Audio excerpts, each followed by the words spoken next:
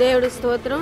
ఈ మీటింగ్ ద్వారా మేము ఎంతో బలపడ్డాం. మా ఊరు గుడవరు, కానీ డాడీ గారి ద్వారా ఈ అభిషేకం ద్వారా ఏదైనా సాధ్యమని మేము తెలుసుకున్నాం. ఈ అభిషేకంలో చాలా మేలులు, కార్యాలు, అద్భుతాలు పరిశుద్ధాత్మ దేవుడు జరిగిస్తున్నాడు.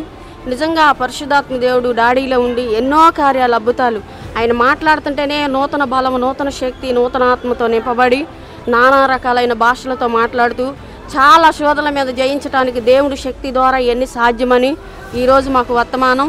కానీ ఎలాంటి ఒక సాతాన ఆత్మలైన జయించడానికి ఆత్మ కావాలని, ఆత్మ అభిషేకం మాకు కావాలని నిజంగానే పరిశుద్ధాత్మ దేవుడు ఈరోజు బోధించారు. మేము ఎంత ఆత్మలో బలపడ్డాం, దీవించబడుతున్నాం, ఆశీర్వదించబడుతున్నాం. మీరు కూడా విన్నవాళ్ళు కూడా మీరు కూడా అభిషేకం కోసం డాడీ దగ్గరికి వచ్చి అభిషేకం మీరు కూడా సంపాదించుకొని మీ బిడ్డలు దీవెనకరంగా ఉండాలని నిజంగా ఈరోజు మా వర్తమానం బలమైన వర్తమానం, దెయ్యాల మీద, రోగాల మీద, శాతబళ్ళ మీద, అన్నిటి మీద అధికారం మీకు ఇచ్చాడని పరిశుద్ధాత్మ దేవుడు డాడీ గారిలో ఉండి మాట్లాడారు. అందుని బట్టి దేవుడు స్తోత్రం.